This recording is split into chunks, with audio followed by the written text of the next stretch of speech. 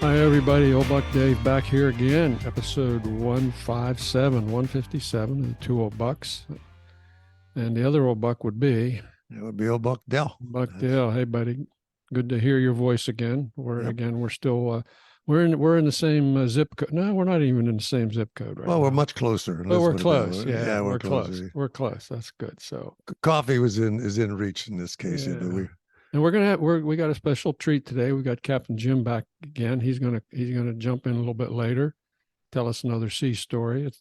Dale and I have both read the written version of it, and it's really your hands are going to be sweating here, folks. I'm telling you. But anyway, so what's new with you, buddy? Well, the other day, have you been watching any of the baseball playoffs? I have not. Well, I don't know if maybe you don't have a team, maybe you're a dog in the fight, but the baseball thing, since they've stopped that portion where everybody stands around tightening their gloves and patting their shoes. Yeah. I mean, it's much quicker to watch these pitchers. Yeah, much better game. Yes. Yeah, and we've talked about this. As an old pitcher, I knew I could throw the ball in the strike zone anytime I wanted to.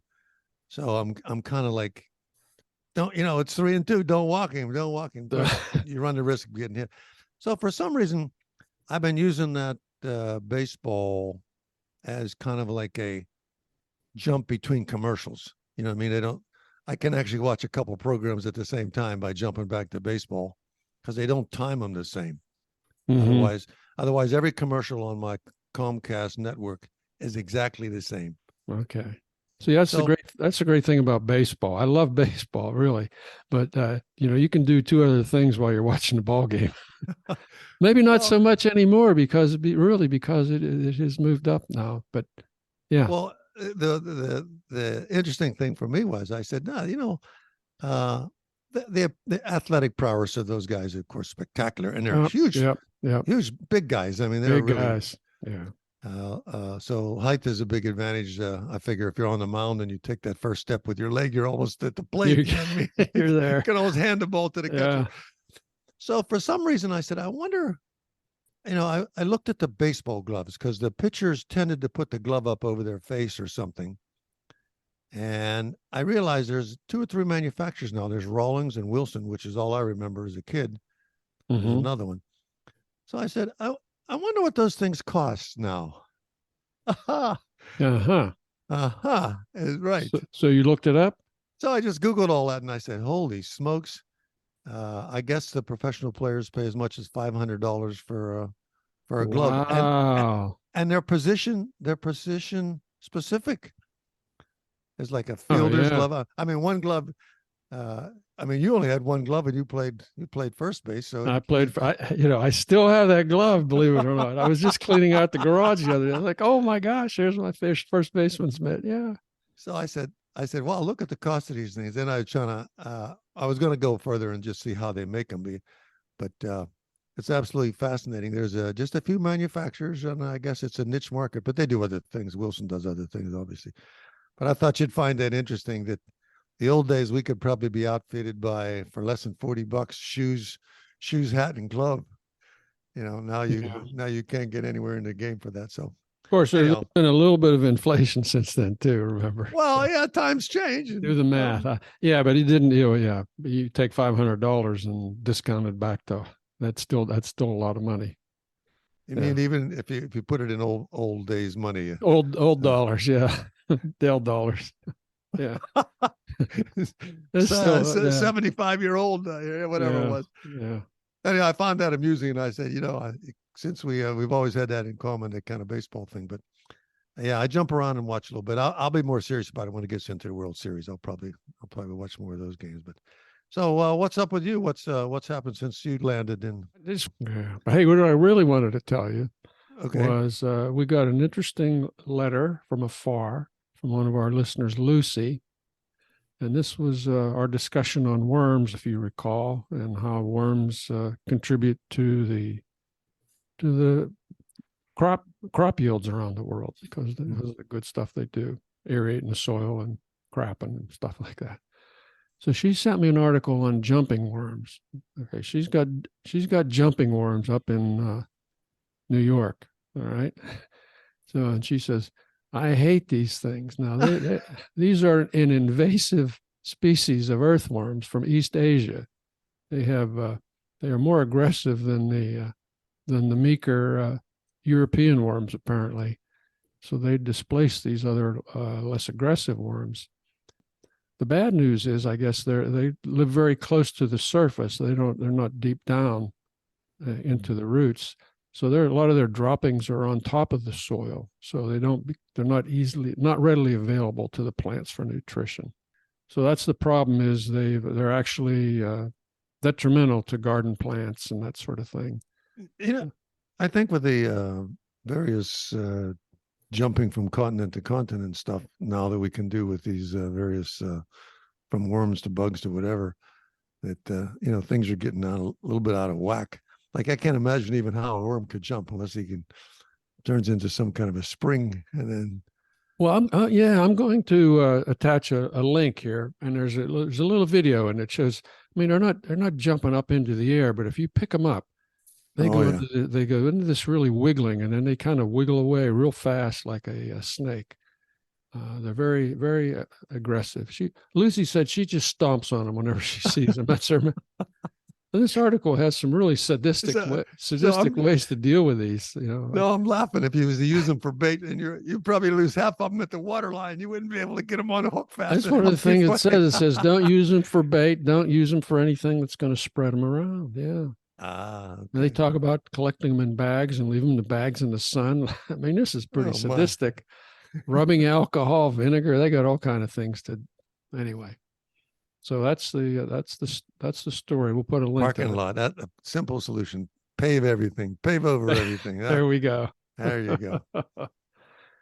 Hey, one other thing. I thought it's time for a book report. So I'm going to talk about a short story collection I just finished here probably a week ago. It's called Machine Learning.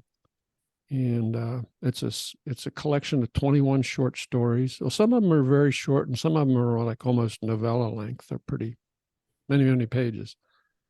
Anyway, the author is Hugh Howey, and he's the author of the Silo trilogy.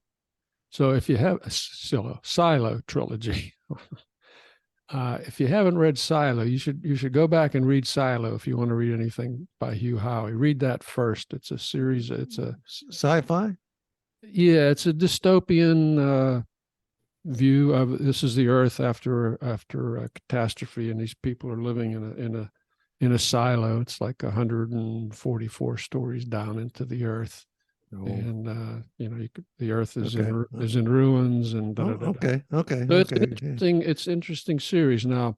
But this is a collection of short stories, and some of them are new, some of them have appeared before. Now he's got this in 4 sections. Now the first section he calls Aliens and Alien Worlds. So there are a number of stories in that section. Then the second section is Artificial Intelligence. The third section is Virtual Worlds.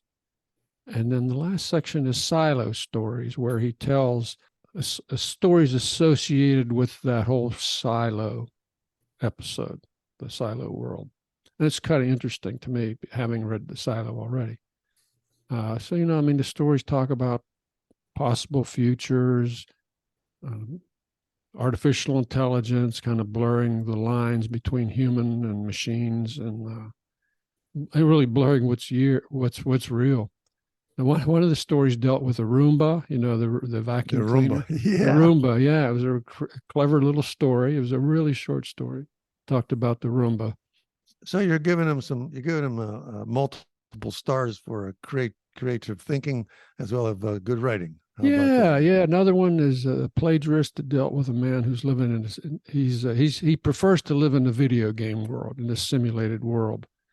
And in this simulated world, these simulated people have figured out how to create their own simulated world within their world. So it kind of goes down that rabbit hole. And it's pretty interesting. There's a lot of things going on in that story. There's a lot of implications here for society. You have a hard copy? I do not, unfortunately. Okay, This just was double this was checking. a this was I always yeah, ask that yeah, question. yeah, yeah, yeah. So I give this 4 out of 5 stars. Okay. Most of the stories were interesting. There are a couple dogs, like always, but often when you read a collection of short stories by one author, at least for me, I see a lot of repetitiveness, and I didn't see that here. So I thought that was pretty interesting. All right, you heard it, I'll folks. put a link. I'll put a link to that. And hey, something else. Interestingly, Hugh Howey he's a sailor. He's been a lifelong sailor. Oh, speaking of sailors, Yeah, for a number of years, he used to crew, and then he captained these yachts that billionaires owned. And then when he got become a famous author or a wealthy author, he went out and said, "I don't have to do this anymore." And he went out and he's had a couple boats. The boat he has presently is a 50-foot St. Francis Mark II catamaran, which he sailed around the world. Speaking of, yeah. Speaking of sailors and people who know about boats, Captain Jim is with us today. But I would just preface this: we both read a short story by him, which was a great read. And I just want to congratulate Jim for it. I guess his stage of his life for doing something different, and that is perfecting his writing style. And it was well written. I really enjoyed it. So he's going to tell us about that story. So Jim, are you there? Yes, I'm here. Thank you, Dell. Well, there you go. So go ahead, give us a little intro, and then we'll jump in as as you go along. Tell us what your story is. Okay, well, the story that I wrote is called Shooting the Bar. And I did that for a little drama, But in nautical terms, a bar is a buildup of sand at the head of a river or inlet. And that's where the water flow starts to ebb out. It starts to drop the sand that it's carrying. okay, And just about, you know, uh, Tampa Bay has a bar. Sarasota Bay has a bar. And, from Big Sarasota Pass, and the water slows down and it drops its sand load. So that can be very dangerous. And when the wind and wave conditions are calm, the water is clear. That's a caveat. The water has to be clear. You can cross the bar. Okay. When large ocean waves begin to smell the ground, rising into towering walls of water, breaking into a tumbling mass of uncontrolled confusion, traversing a bar under these conditions is called shooting the bar. so let me jump in here. So Yeah. so you can't see, the issue is you can't see the bar. You don't know it's there. No, the waves are breaking. They're so large, and they will close off the inlet. There'll just be this mass of crashing waves. And if you're coming in and you aren't as fast as those waves, they'll overtake you. And the boat will broach, and it can roll, it can pitch pole. Oh, People okay, people get killed. okay, And so if your boat's fast enough, like cats and some monohulls, or a power boat, you can run with that wave. And sea okay. waves travel at different speeds, depending on the storm that generated them, and um, how long they've had to spread out. Bars are to be respected, and in Sarasota Big Pass, bar shifted all the time. They tried to keep markers in it, and you'd see a marker would land around it, a pilot. Not a good thing. And you don't do it at night, Ah, yeah. unless you came out that day and laid down a GPS track. You don't do it at night. It's those are bad places, because you're stuck there and the waves keep coming, and big waves are tremendously powerful. And Jim, this is a universal phenomenon, right? It's the Oh, same. everywhere in lakes, big lakes, anywhere you have a water that has enough velocity to carry sand, and it reaches an open inlet where that velocity decreases, it drops that sand. or the rocks that it's carrying. And they'll be like in a half moon shape. Okay. And or like in the Bahamas, a bar will be like the upturned edge of a reef that has not ground down and it is shallow. Like the one that we shot was 16 feet deep, coming out of 1,300 feet of water, and that was about a mile from the 1,300 feet to the 16 feet. So the waves that were coming in were going to break. Oh, so they roar up into the air there. Yeah. Yeah, They're yeah, and close it, close it. Yeah. Okay. And so in mid-April of 2018, this is right when the cold fronts are dying down and the hurricanes aren't coming across. Tamara, my wife, and I left Marina Jackson, Sarasota, and our destination was Hopetown on Abaco Island in the Bahamas. And it was a trip about 500 miles to get there with the twists and turns. We stopped at, the islands in between and would spend, days there. It was just, the water's beautiful. That time of the year is terrific. There's, no threatening weather. And the top of the Bahama Banks go from about average of 16 feet to ankle deep. So no, big waves won't carry on there. You'll get like, wind generated waves at 2 or 3 feet, but they don't get bigger than that. And in 16 feet of water, you can drop your anchor anywhere. Okay. If you get in trouble, you just throw your anchor out and you're there. It's beautiful. White cumulus clouds, little puffy clouds, and generally a breeze. And when I first trip around the world, I went in it with a rally. And the reason I did that is they had a date and a time to start. And I had 2 kids and a wife. And you know what it is to, go to a movie theater with them. Well, around the world. Multiply that by 10,000, right? Yeah. So we started with the rally, and their goal was to sail around the world in, I think it was 9 months. And so I paid the fee, and we started, and they were just racing through paradise. They would come in, they were racing to the next spot, come in, hit the bar, sober up, reprovision your boat, repair things, and then take off for the next one. And the next leg of the rally, and I just had 5 boats, and the total number of boats was about 25, and 5 of us said, "We're going to let you guys go."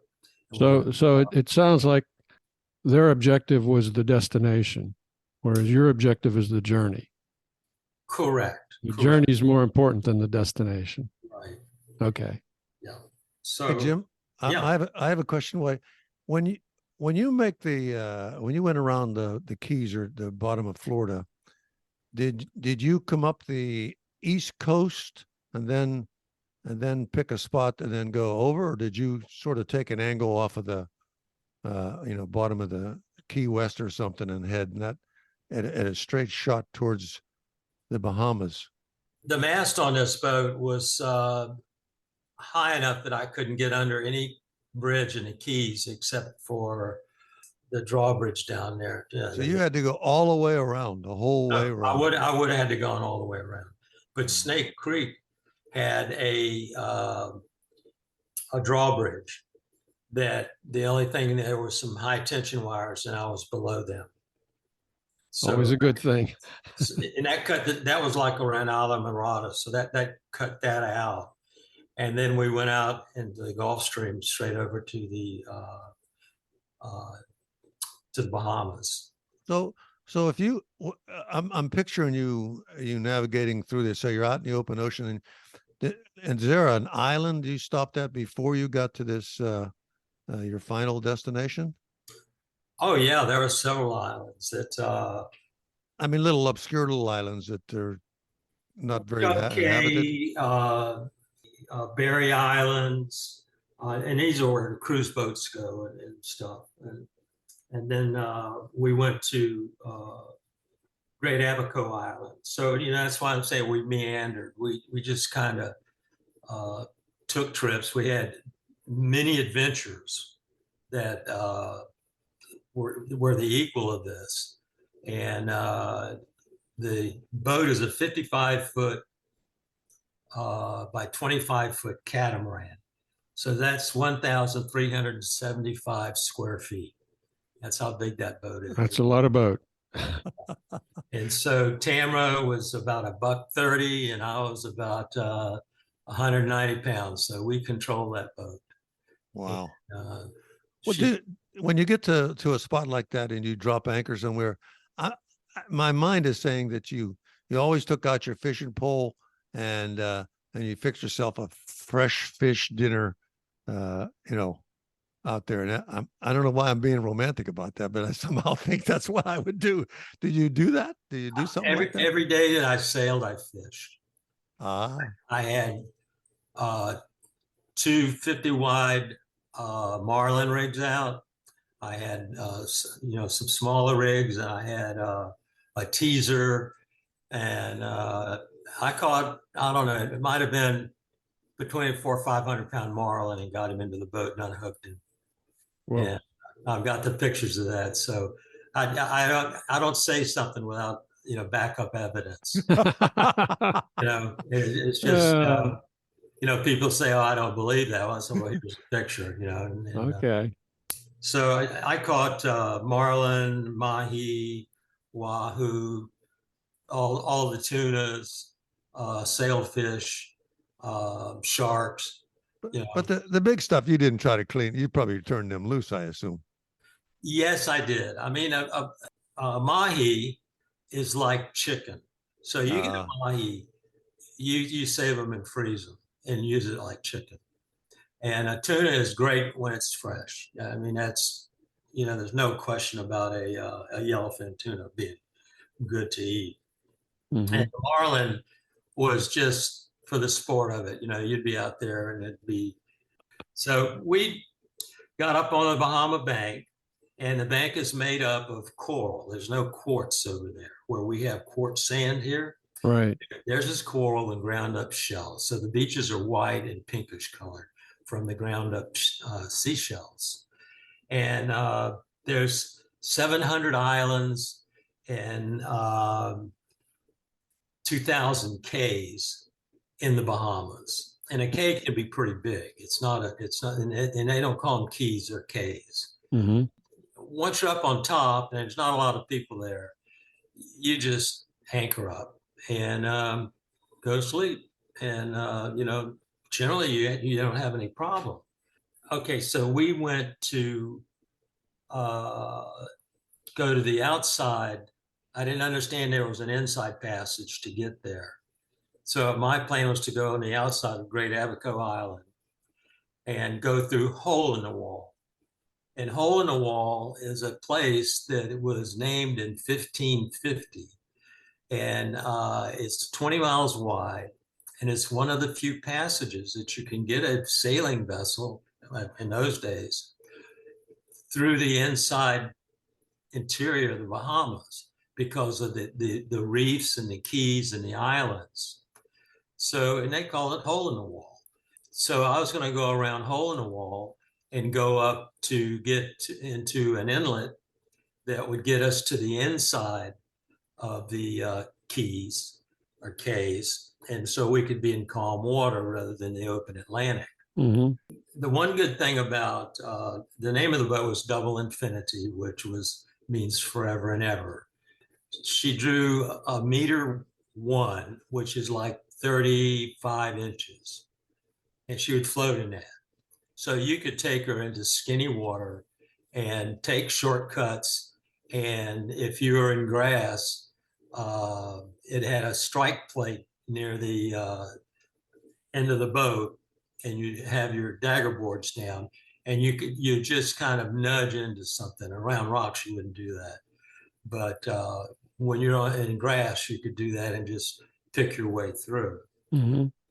The night before we departed Little Harbor before Little Harbor Cut, we anchored in 10 feet of water in a place called Sandridge Sound, which is right around the corner from the going out Little Harbor.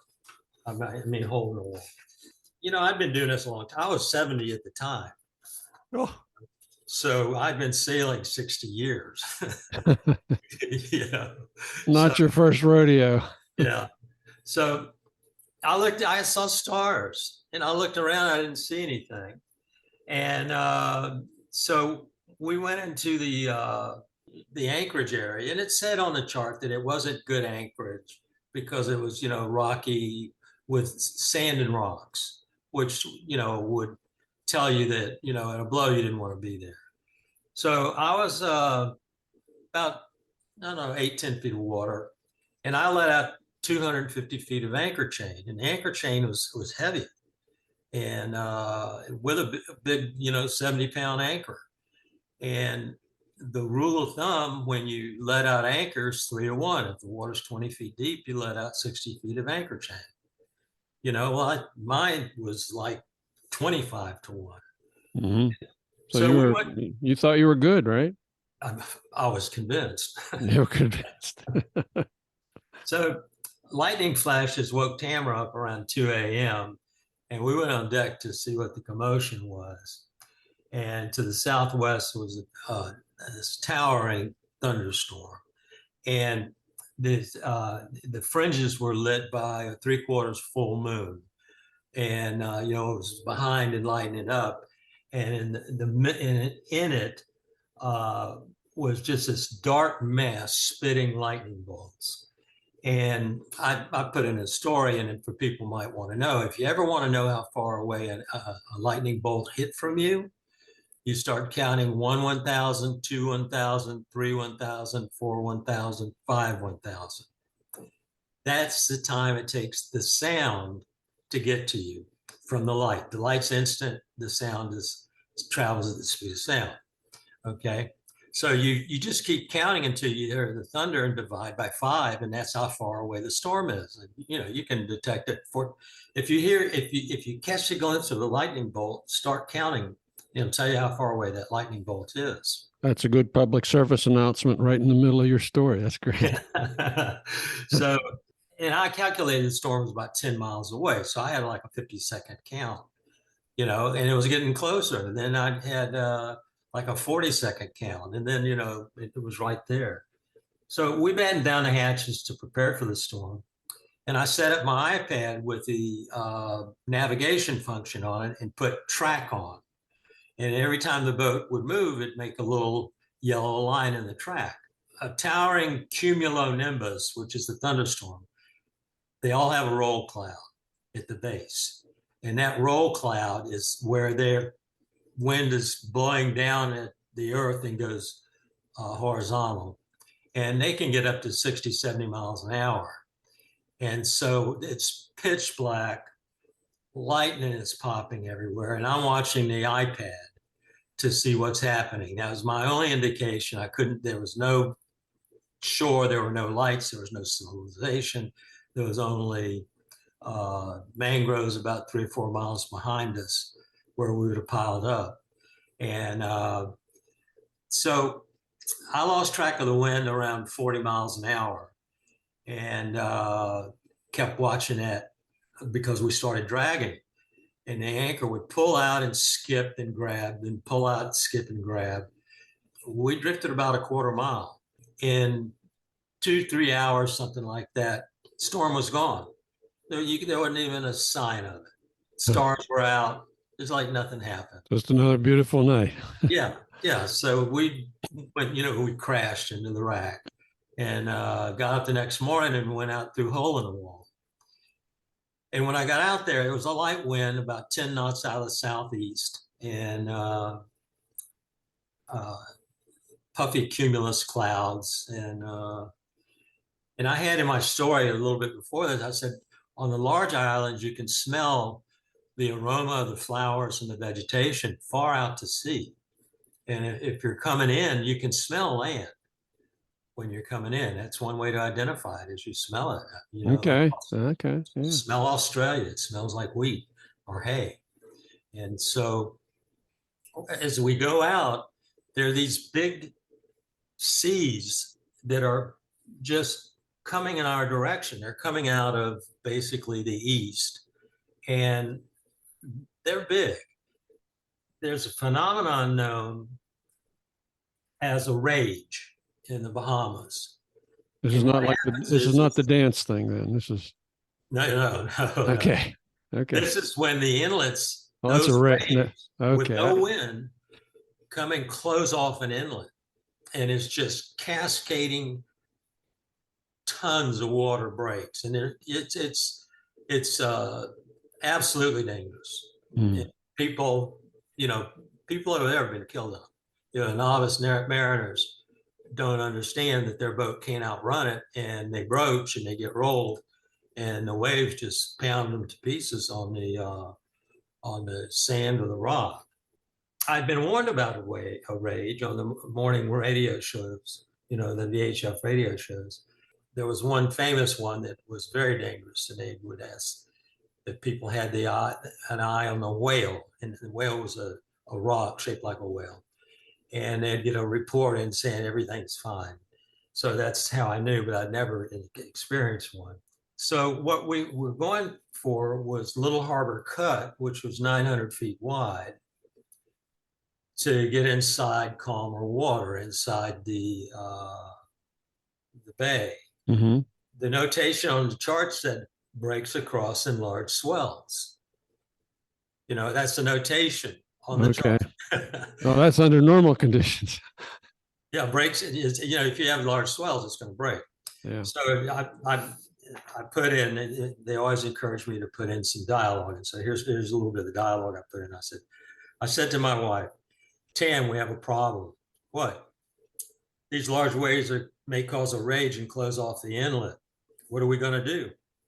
The next inlet is Man o' War Channel. It's bigger, but it will be dark when we get there. We can't shoot that channel at night. So we will motor around in circles until daylight tomorrow. Ugh. Having done this several times before, it was no fun. Talking to myself, I asked, what's your plan? Self responded, well, dumbass, you have a satellite phone. Why not call someone? So I had the Bahamian cruising guide with me, and I found the number for Pete's Pub, and that's where we were going. That was that's the bar. Yeah, that's how it is. Call the bar when it. What's that? So you're calling the bar to get help. Yeah, well, the satellite phone out in the sea these days. Yeah. Okay. So the bartender picked up, and I asked him, and said, is the inlet closing off? And he says, well, I get off work in an hour, call me back in 90 minutes, because we were still like 15 miles away. I called him back, and he said the inlet closed off completely sometimes, and other times there's an opportunity to slip in if you know what you're doing. Okay. That's, like, if you know what you're doing, you might make it, He wished me good luck, and I thanked him. So I had a little math to do, and what I needed to do was to figure out how high the waves were and what speed they were traveling. There's two important things. So to judge the height, I'm 5'8", and I stood on the deck of the boat, which was 6 feet, and that put my eye level about 11 feet. I use that as my gauge. And when we were in the trough of the wave between the two crests, I could still see some of the horizon, and occasionally waves would be above it. So I said, use 11 feet as the height of the wave. Mm-hmm. Okay, then I had to judge how fast it was going. And so judging distance on land is difficult. Some people can't do it. But I had so much experience in marine construction and building marine structures and being on the water that I could visualize my 140-foot barge in between the two crests. Okay, so I mean, that's what I use as a gauge, or how to visualize. You had your virtual barge with you. Yeah, and so I timed the time from one crest that I selected to come in, and in seconds, use that. Mm-hmm. A little bit of math, I calculated they were doing 16 knots. So, and a knot's 15% faster than a mile Mhm. for people. It's 6,000 feet. I had double infinity up to 25 knots on one wave, and in the Pacific, and so I knew that she'd do it. So you And could outrun the wave, we could keep up with the wave, keep up with the wave. Yeah, yeah, just yeah. like a power boat. Right. And I surfed when I was younger. We used to go over to the East Coast. I grew up in Tampa, and I surfed. So I knew that waves came in sets. You'd get some big ones and you'd get some small ones. And it was, 3 to 5 big ones, and then you'd get a calmer set. In order to prove my plan, I had to get in closer to take a look. And so I chose a calm time to come in, Mhm. unknowingly. And this is all, you make it up as you go. I'm coming in and I look over my shoulder and I see these two waves are forming up to break. And I'm heading straight at the inlet. I whip the boat around and just charge those waves and punch through them. Now the cat has 2 bows, so probably half of the boat went through in the air. They pounded down and came to the next wave. And on the other side of them, it was as calm as could be. So I whipped the boat around and pushed the throttle down as hard as I could, and headed for the inlet. The best we could do is about 9 knots. And sailboats have small engines in them, and this boat had smaller engines in it for the lightness. I'm waiting, 3, 4, 5 minutes for the waves to catch us. They're chasing us at 16 knots. The stern of the boat was lifted by the wave when the wave caught up, and we took off surfing down the face. Now, Tamara was standing on the hull with her iPhone commenting about this thing. There's water shooting off the bows. There are 4 streams of water, the 2 bows, and each bow shoots off a stream of water. And the breaking waves around us, and an excited voice, but I mean, she didn't know the danger she was in. Yeah. She Ooh. and I've got the grip on the helm, over there in my head on a swivel. You literally have your hands full. Oh, I just, there was, and so I look at the knot gauge and we're doing 16 knots. And I said, we're all right. I said, nothing's going to happen. And I still had rocks to look out for because there were isolated rocks in this thing. And there was the foam from the scud from the waves breaking. So I wasn't out of it yet. Uh-huh. I was looking at, for shallow rocks, cross swells, and the exit. So the wave exhausted itself, breaking in the shallow bar across the inlet. We entered calm water. Wow. The next thing to do was to follow the chart, enter Little Harbor, and tie the boat to a mooring buoy. The fun part was to begin. Lower the dinghy, head into Pete's pub, thank the lookout guy, and grab 2 Killick beers. Yeah. The end. He made it. He made it. I read this story a couple times before, but I still had goosebumps here as we get to the end of that thing, Jim. That was just amazing. I started writing in January of this year. And in these classes, everybody is a published author. That's a story. You can't make that up. You know what I mean? Yeah. Yeah. It's one of those things where you could be the most creative sci-fi author, but you just can't make that up unless you went through it. Yeah. You have to have that in your brain somehow. So that was just a great story. That's quite a thriller. Yeah. It's a thriller that you do that. And I wondered how you get calm after something like that, but I got to give you credit. Two beers or more. Yeah, the skills to do it. No, yeah. Well done. That was a great story, Jim. Hey, listen, with your permission, Jim, I'd like to offer your written story to anybody that wants to send us an email or send us a voicemail with their email address. And I'd Yeah. love to send them the story. It's got the pictures in it. It's a great story. Anybody out there that wants to read Jim's story with the pictures, we'll just let us know, and the 2oldbucks at gmail.com. We'll send it to you. What do you think, Dave? It's good to have an adventure every now It and then. is. It is good, and it's also time for the 2 old bucks to say thanks, Jim. Thanks everybody for listening, and we'll be back at you next week. Yeah, old Buck Dell saying, go ahead and send your comments in. You can do that several ways. And thanks for listening, and we'll talk to you next time. Goodbye, everybody.